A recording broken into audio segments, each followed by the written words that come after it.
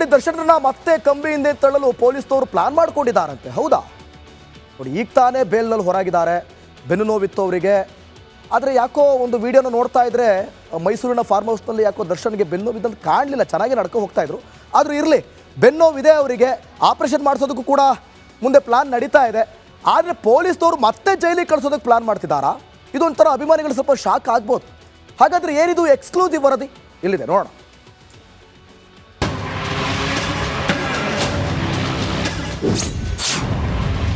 ವರ್ಷಾಂತ್ಯಕ್ಕೆ D ಬಾಸ್ಗೆ big shock. Bail ಕ್ಯಾನ್ಸಲ್ಗಾಗಿ ಸುಪ್ರೀಂಗೆ ಮೇಲ್ಮನವಿಯ.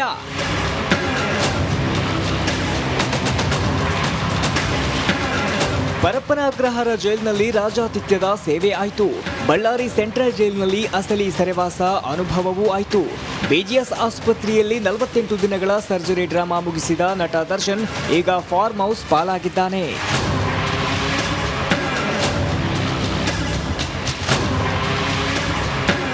ಮೊದಲು ಮೆಡಿಕಲ್ ಬೇಲ್, ಬಳಿಕ ರೆಗ್ಯುಲರ್ ಬೇಲ್ ಸಿಗ್ತಿದ್ದಂತೆ ದಚ್ಚು ಫ್ಯಾನ್ಸ್ ಫುಲ್ ಜೋಶ್ನಲ್ಲಿದ್ರು. ನಮ್ಮ ಬಾಸ್ ಮತ್ತೆ ಜೈಲ್ಗೆ ಹೋಗೋದೇ ಇಲ್ಲ ಅನ್ನೋ ಹುರುಪಿನಲ್ಲಿದ್ದಾರೆ. ಆದರೆ ಕಾಟೇರಿನ ಕಂಪನಿ ಮತ್ತೆ ನಿದ್ದೆಯಲ್ಲೂ ಬೆಚ್ಚಿ ಬೀಳುವ ಸುದ್ದಿಯೊಂದು ಹೊರಬಿದ್ದಿದೆ.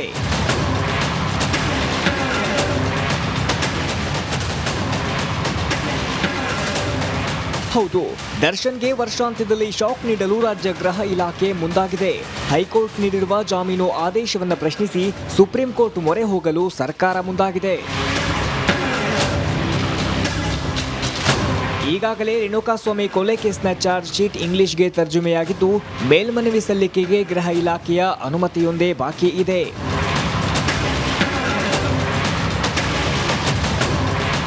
ಇನ್ನು ಬೆಂಗಳೂರು ಪೊಲೀಸ್ ಆಯುಕ್ತರು ಸಹ ಮೇಲ್ಮನವಿಯ ಸುಳಿವು ನೀಡಿದ್ದಾರೆ.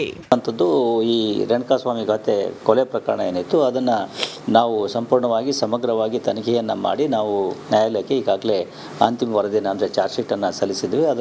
ಇದು ಪ್ರಕರಣದ ಒಂದು ವಿಚಾರಣೆ ಏನಿದೆ ಅದು ಪ್ರಾರಂಭ ಆಗಬೇಕಾಗ್ತದೆ. ದರ್ಶನ್ ಬೇಲ್ ರದ್ದು ಕೋರಿ ಮೇಲ್ಮನವಿ ಸಲ್ಲಿಸಲು ತಾಳಮೇಳವೆಲ್ಲ ಒಂದಾಗಿದೆ. ಅಧಿವೇಶನ ಮುಗಿಸಿ ಗೃಹ ಇಲಾಖೆಯ ಅಧಿಕಾರಿಗಳು ಬೆಂಗಳೂರು ತಲುಪಿದ್ದಾರೆ. ಈ ವರ್ಷಾಂತ್ಯಕ್ಕೆ ಸಾರಥಿಗೆ ಬಿಗ್ ಶಾಕ್ ಪಕ್ಕಾ ಎನ್ನಲಾಗ್ತಿದೆ. Nagaraj, crime bureau, republic Kannada. ನೋಡಿ, ದರ್ಶನರನ್ನ ಮತ್ತೆ ಕಂಬಿಯಿಂದ ತಳ್ಳಲು ಪೊಲೀಸ್ನವರು ಪ್ಲಾನ್ ಮಾಡ್ಕೊಂಡಿದ್ದಾರಂತೆ. ಹೌದಾ? ನೋಡಿ, ಈಗ ತಾನೇ ಬೇಲ್ನಲ್ಲಿ ಹೊರಗಿದ್ದಾರೆ. ಬೆನ್ನು ನೋವಿತ್ತು ಅವರಿಗೆ.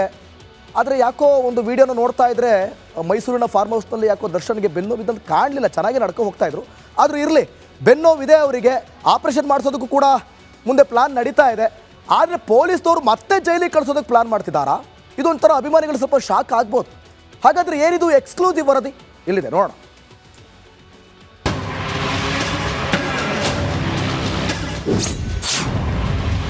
ವರ್ಷಾಂತ್ಯಕ್ಕೆ ಡಿ ಬಾಸ್ಗೆ ಬಿಗ್ ಶಾಕ್. ಬೇಲ್ ಕ್ಯಾನ್ಸಲ್ಗಾಗಿ ಸುಪ್ರೀಂಗೆ ಮೇಲ್ಮನವಿಯ.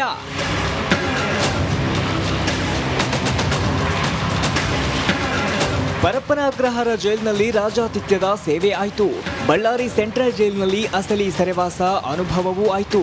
ಬಿಜಿಎಸ್ ಆಸ್ಪತ್ರೆಯಲ್ಲಿ 48 ದಿನಗಳ ಸರ್ಜರಿ ಡ್ರಾಮಾ ಮುಗಿಸಿದ ನಟ ದರ್ಶನ್ ಈಗ ಫಾರ್ಮ್ ಹೌಸ್ ಪಾಲಾಗಿದ್ದಾನೆ.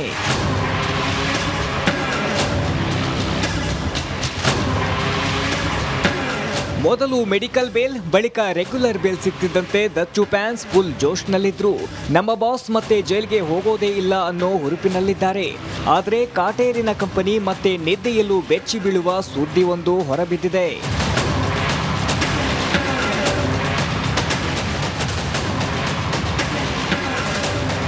ಹೌದು, ದರ್ಶನ್ಗೆ ವರ್ಷಾಂತ್ಯದಲ್ಲಿ ಶಾಕ್ ನೀಡಲು ರಾಜ್ಯ ಗೃಹ ಇಲಾಖೆ ಮುಂದಾಗಿದೆ.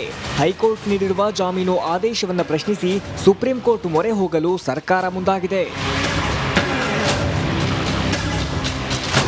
ಈಗಾಗಲೇ ರೇಣುಕಾಸ್ವಾಮಿ ಕೊಲೆ ಕೇಸ್ನ ಚಾರ್ಜ್ ಶೀಟ್ ಇಂಗ್ಲಿಷ್ಗೆ ತರ್ಜುಮೆಯಾಗಿದ್ದು, ಮೇಲ್ಮನವಿ ಸಲ್ಲಿಕೆಗೆ ಗೃಹ ಇಲಾಖೆಯ ಅನುಮತಿಯೊಂದೇ ಬಾಕಿ ಇದೆ.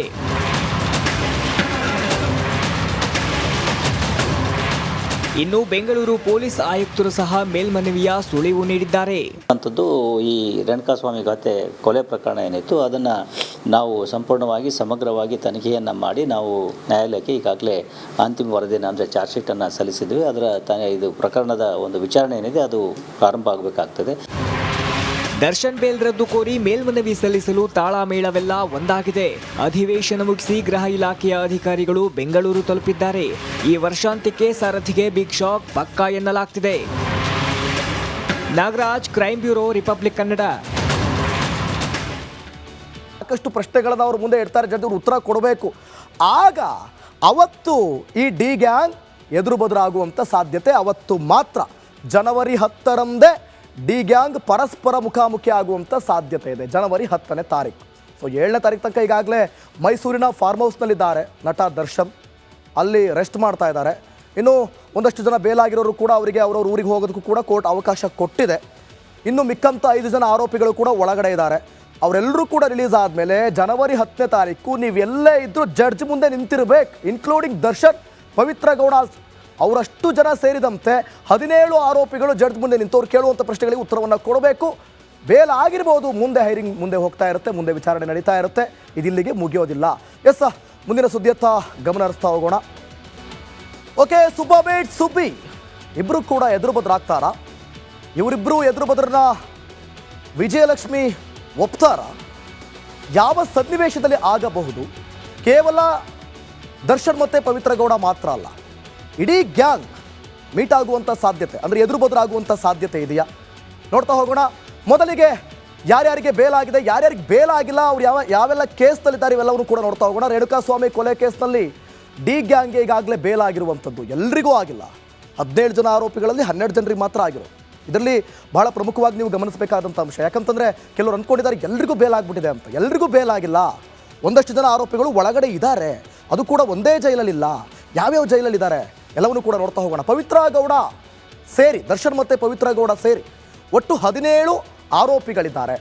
ಈ 17 ಆರೋಪಿಗಳ ಪೈಕಿ ನಾನಾಗಲೇ ಹೇಳಿದೆ 12 ಜನ ಆರೋಪಿಗಳಿಗಷ್ಟೇ ಮಾತ್ರ ಜಾಮೀನು ಸಿಕ್ಕಿರೋದು, ಎಲ್ರಿಗೂ ಅಲ್ಲ. ಇನ್ನೂ 5 ಆರೋಪಿಗಳಿಗೆ ಬೇಲ್ ಸಿಗುವುದು ಕೂಡ ಬಾಕಿ ಇದೆ.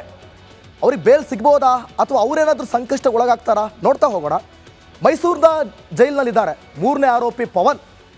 ಈಗಲೂ ಕೂಡ ಮೈಸೂರಿನ ಜೈಲಿನಲ್ಲಿ ಬಂದಿಯಾಗಿದ್ದಾರೆ.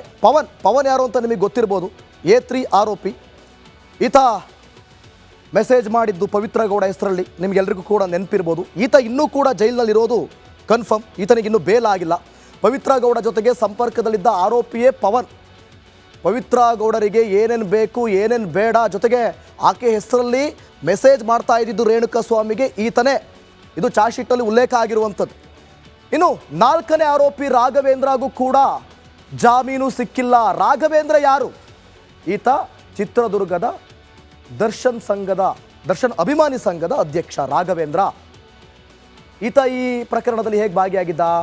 ಈತ ರೇಣುಕಾಸ್ವಾಮಿಯನ್ನು ಕಿಡ್ನಾಪ್ ಮಾಡೋ ಮುಖಾಂತರ, ಅಂದರೆ ಅಲ್ಲಿ ಕರೆದುಕೊಂಡು ಹೋಗಿ ಬರೋದು ಮುಖಾಂತರ ಅವ್ನು ನಂಬಿಸಿ, ಬಾರಪ್ಪ ನಿನ್ನ ಬಾಸ್ನ ಮೀಟ್ ಮಾಡಬೇಕು ಅಂತೀಯಾ, ನೀನು ದರ್ಶನ್ ಫ್ಯಾನ್ ಅಲ್ವಾ, ಬಾಸ್ನ ಮೀಟ್ ಮಾಡಿಸ್ತೀನಿ ಬಾ ಅಂಥೇಳಿ ಆತನನ್ನು ನಂಬಿಸಿ ಕರೆದುಕೊಂಡು ಹೋಗಿದ್ದು ರೇಣುಕಾಸ್ವಾಮಿಯನ್ನು. ಅಂದರೆ ಕಿಡ್ನಾಪ್ ಪ್ರಕರಣ. ಜೊತೆಗೆ ಮಾರಣಾಂತಿಕ ಹಲ್ಲೆಯ ಆರೋಪಿ ಕೂಡ ಹೌದು. ಕರ್ಕೊಂಡು ಹೋಗಾಯಿತು, ಆತನನ್ನು ನಂಬಿಸಿ ಶೆಡ್ ಒಳಗಡೆ ಕರ್ಕೊಂಡು ಹೋಗಾಯಿತು. ಅಲ್ಲಿ ಶೆಡ್ನಲ್ಲಿ ಈತ ಆತನ ಮೇಲೆ ಹಲ್ಲೆ ಮಾಡಿರೋದು, ಮಾರಣಾಂತಿಕವಾಗಿ ಹಲ್ಲೆ ಮಾಡಿರುವಂಥ ಆರೋಪವನ್ನು ಈತ ಹೊತ್ಕೊಂಡಿರೋದು ಯಾರು? ರಾಘವೇಂದ್ರ. ಈತನೂ ಕೂಡ ಜೈಲಿನಲ್ಲಿರೋದು, ಈತನಿಗಿನ್ನೂ ಬೇಲ್ ಆಗಿಲ್ಲ. ಇನ್ನು ಮೈಸೂರು ಜೈಲಿನಲ್ಲೇ A4 ರಾಘವೇಂದ್ರ ಇರೋದು.